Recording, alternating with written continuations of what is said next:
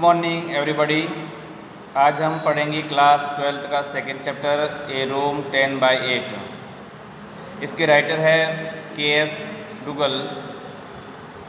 This lesson is based on the theme of generation gap. यह जो पाठ है वो पीढ़ियों के बीच में अंतर की विषय वस्तु पर आधारित है। Which is emerging as a serious threat to our social fabric, जो कि हमारे एक सामाजिक संदर्भ में गंभीरता का विषय है। The story highlights how complacency, possessive, lack of proper understanding and mutual love. यह मतलब कहानी जो है वह कैसे आत्मसंतोष, आधिकारिकता और समझदारी की कमी और आपसी प्रेम को हाईलाइट करती है। Care can widen this gap, जो कि एक अंतर आ जाता है। The writer voices his grave concern over the growing tendency of ill treating one's own parents and grandparents by the modern fashionable society। यानी ये लेखक जो है वह आधुनिक समाज के अंदर अपने माता पिता और दादा दादी के बीच में किस प्रकार का व्यवहार होता है उसको यहाँ पर वो प्रकट कर रहा है। बच्चों, इस कहानी के अंदर ये बताया गया है कि इसमें दो पात्र हैं, मिस्टर मलिक और मिसेज मलिक। मिस्टर मलिक जो है एक गवर्नमेंट एम्प्लॉय है, एक सरकारी व्यवसायी है और उनका समय समय पर एक स्थान से दूसरे स्थान पर ट्रांसफ़र होता रहता है। उन्होंने तय किया कि वो एक अपना स्थायी घर बना ले, तो उन्होंने एक दिल्ली के अंदर घर बनाने का तय किया। घर के निर्माण के दौरान उसने अपने आर्किटेक्ट को उसके अंदर एक 10x8 का कमरा बनाने के लिए कहा। जब आर्किटेक्ट ने उससे पूछा कि ये तो 10x8 का कमरा एक स्टोर रूम हो सकता है, तो मिसेज मलिक कहती है कि हाँ, वर्तमान में जो है मेरी सासू माँ इसका प्रयोग करेगी और बाद में जो है इसको स्टोर रूम के अंदर बदल दिया जाएगा। जैसे ही कार्य पूरा होता है, कार्य के दौरान जो है मिसेज मलिक पूरा समय अपना उस मकान के निर्माण के देख रेख में लगाती है। भले गर्मी हो, धूप हो, बरसात हो, वह खड़ी रहती है वहाँ पर और घर का निर्माण कार्य करवाती है। जैसे मकान का कार्य पूरा होता है तो उस पर सरकार का जो है, गवर्नमेंट का है, कब्जा हो जाता है। वो मुकदमा करते हैं। मुकदमे के दौरान इस बीच में वो दूसरे किसी स्थान पर रहने के लिए चले जाते हैं। वो मुकदमा जीत भी जाते हैं, लेकिन सरकार जो है उस मकान को रेंट पे लेती है। उन्होंने सोचा कोई बात नहीं, सरकार यहाँ रेंट दे रही है तो वो दूसरी जगह जाकर रेंट पर रह सकते हैं। उसके बाद में किराए के मकान में उनके एक बेटा है, उसकी शादी हो जाती है, बहू आती है। थोड़े समय के बाद में मिस्टर मलिक की डेथ हो जाती है। वो मुकदमा चलता रहता है। इस दौरान जो है वह वापस उस मकान को मुकदमे को जीत जाते हैं और फिर जो है वह अपने मकान में रहने आने की तैयारी करते हैं। उनकी बहू बहुत खुश होती है। उन्होंने सोचा कि वो अपने खुद के मकान में रहने के लिए जा रही है।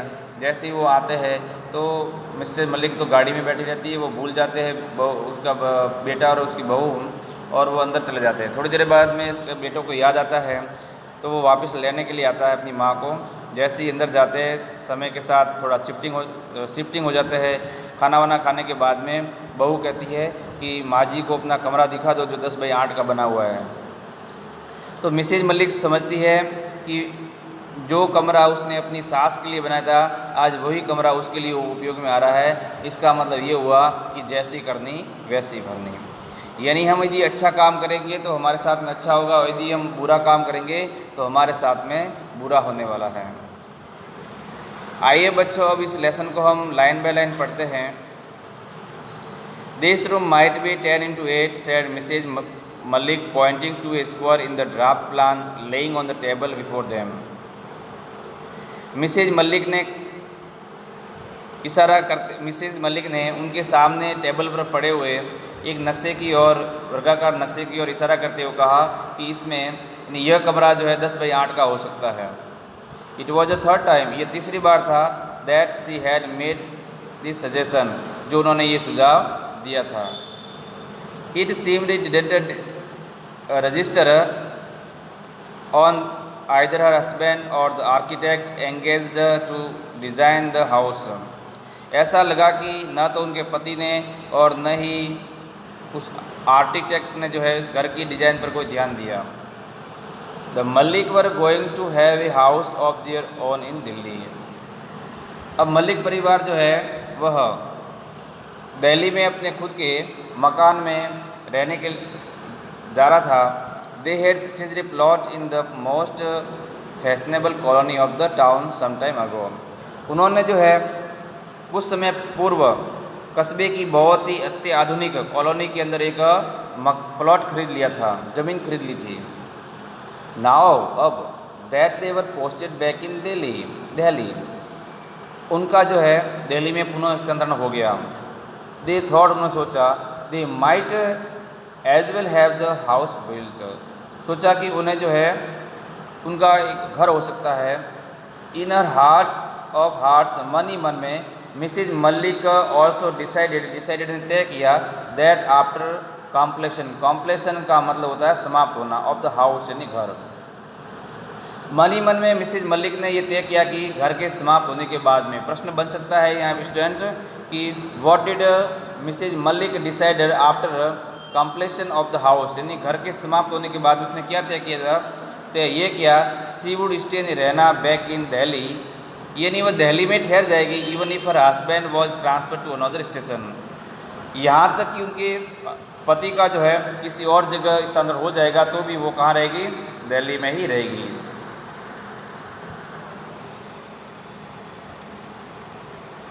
Now that the children were grown up, अब बच्चे भी जो है बड़े हो गए थे। It was not desirable to shift them from school to school, और अब जो है उनका एक स्थान से दूसरे स्थान पर जो है वह जाने की भी इच्छा नहीं थी। Mrs Malik said, Mrs Malik ने कहा, इफ़ ही मस्ट, यदि वह चाहे तो भी, यानी उनके पति की जो है स्थानांतरण हो जाएगा तो भी। Mr Malik would go all alone, तो वो अकेले जा सकते हैं। She would settle down permanently in Delhi with the children, और वह जो है स्थायी रूप से बच्चों के साथ में दिल्ली में रह जाएगी। प्रश्न बन सकता है कि वह मिसेज मलिक स्थायी रूप से दिल्ली में रहना, क्योंकि वो बार बार जो होने वाले ट्रांसफ़र है उससे क्या हो गई थी? परेशान हो गई थी। She would have her mother in law for company, और वह अपनी सासू माँ के साथ में जो है वहाँ रहेगी। Mr Malik had no objection to it, और मिस्टर मलिक को जो है इस पर कोई आपत्ति नहीं होगी। This room might be 10x8, यह कमरा जो है मिसेज मलिक रिपीटेड, अब मिसेज मलिक ने वापस दोहराया कि यह कमरा जो है 10x8 का हो सकता है।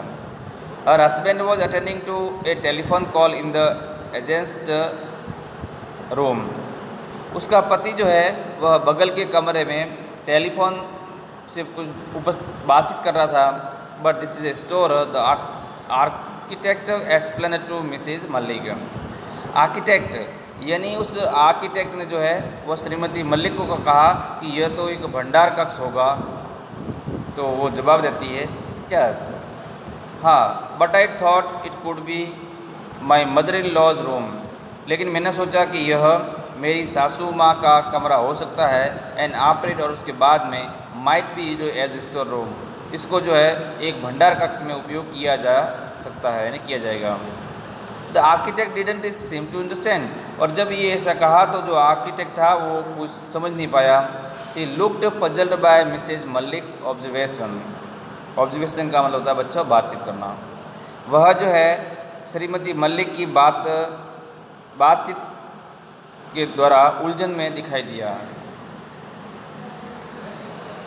अब वो कह रही है आई मीन, मेरा मतलब है माई मदर इन लॉ, मेरी सासू माँ could use the room for the present, मेरी सासू जो है वह वर्तमान में इस कमरे का उपयोग कर सकती है। एज यू नाउ, जैसा कि आप जानते हैं, सी इज़ ओल्ड एंड इफिन, बच्चों ओल्ड का मतलब वृद्ध होना, इफिन का मतलब कमज़ोर होना, कि वह जो बूढ़ी भी है और क्या है, कमज़ोर भी हो गई है। She isn't going to be there for, और वह यहाँ से कहीं जा भी नहीं सकती है। आफ्टर हर इट, उसके बाद में it could be converted into a store room, इसको जो है एक भंडार कक्ष में भी बदला जा सकता है। मिसेज मलिक एक्सप्लेन्ड हॉटिंगली, हॉटिंगली का मतलब रुक रुक कर, श्रीमती मल्लिक ने रुक रुक कर ये कहा, यानी थोड़ा असमंजस में थी कि वो बात बताया कि नहीं बताया। इतने में Mr Mallik join them, Mr Mallik जो है वो भी आ गए, उनके अंदर सम्मिलित हो गए, तीनों हो गए वो आर्किटेक्ट के लिए। It seems while talking on the telephone, ऐसा प्रतीत हुआ कि टेलीफोन पर बातचीत के दौरान ही had also given thought to the suggestion, उसने भी जो है वह सुझाव के बारे दिया। बहुत ही अच्छी लाइन आ रही है, यहाँ से आपका प्रश्न बनता है बच्चों।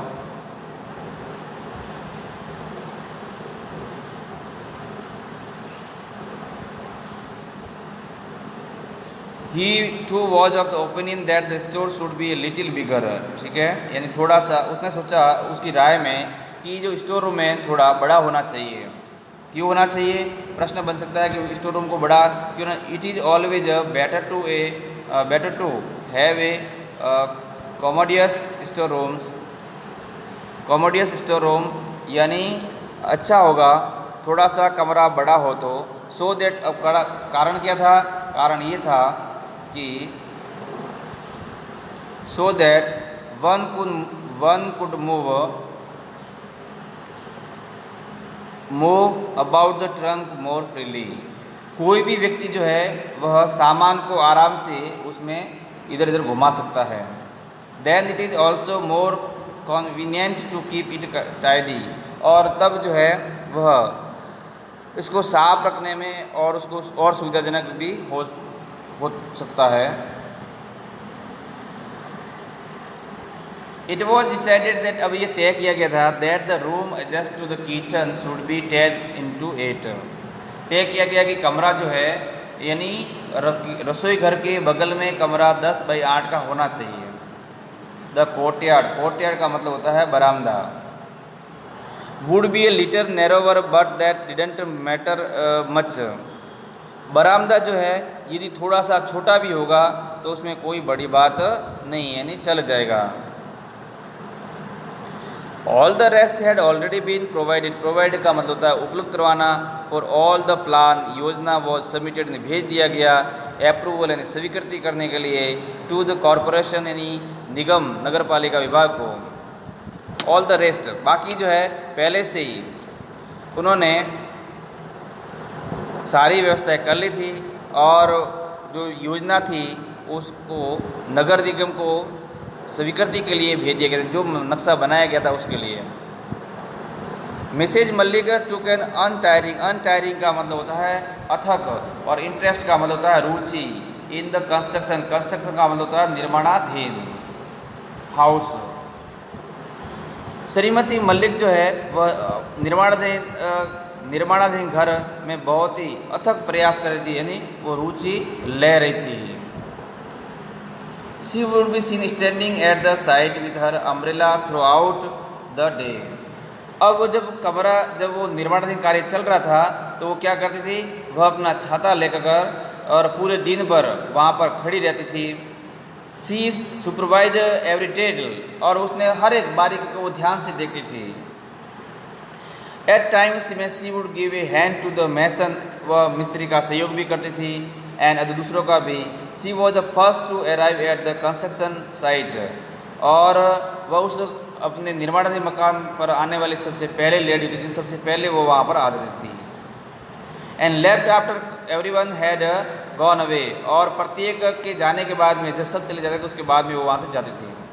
शी इंश्योर्ड, वो सुनिश्चित करती थी, that there was no wastage of material, कि कोई भी जो सामग्री है वो बेकार नहीं जा रही है। And the labour didn't idle about, और मजदूर भी आलसी नहीं है।